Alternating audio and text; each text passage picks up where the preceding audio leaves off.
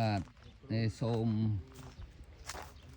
បងប្អូនកសិករដែលធ្វើស្រូវអានេះសង្ហែ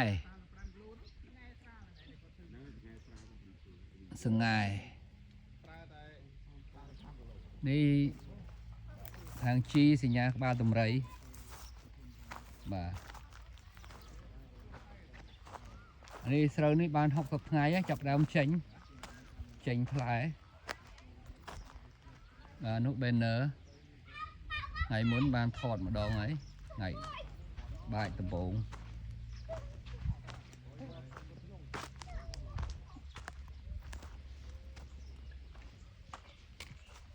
6 ហាត់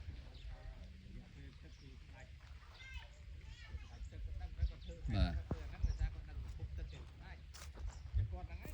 6 ហាត់កម្លាំងត្រង់ហើយវាស្រុកគ្នាបងកន្លែងណាដែលបងថាអាចឆ្លោកតាណានៅម្ដុំណាបងអានេះបងថាកន្លែងបោកដបោកណាទួលតាណាដែលវាអន់អានេះទួលអន់នេះទៀតនេះហើយនោះអានោះសំខាន់អាខ្សែមួយនោះអានេះអន់អាទួលទៅនេះអន់អាទួលទៅនេះ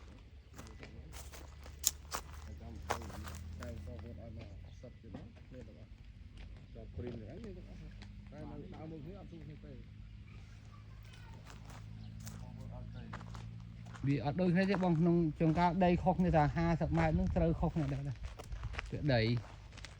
នេះស្រូវខាងគេវាមានល្អដែរប៉ុន្តែដូចថាវាអត់សូវកម្លាំងដើមទូជាងអានេះបងហាសង្ហែដែរសង្ហែដើមរំនេះសង្ហែទាំងអស់អូអានដល់3ហាត់តាន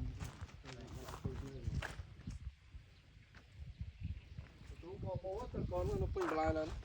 អត់ទេនេះកម្លាំងជាងនេះកំពុងតែមើលទៅស៊ូបងតិចឃើញបងនេះអូអានេះអីទេទៅនេះអានេះមិនចេះខ្វះទឹកទេស្រែមួយនេះបងមួយដុំនេះប្រហែលហិកតាបងបាន6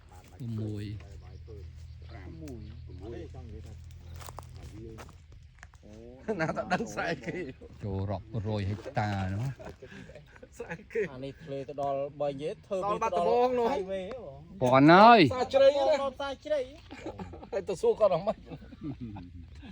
ចាបន្លែនេះបុកទៅដល់នោះដែរបាទចាញ់ទៅហើយវិញទៅបន្លែ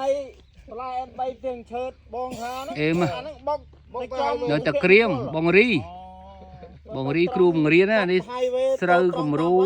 6ហាត់ធ្វើតាមគោលការណ៍ក្រុមហ៊ុនថ្នាំជីសុទ្ធ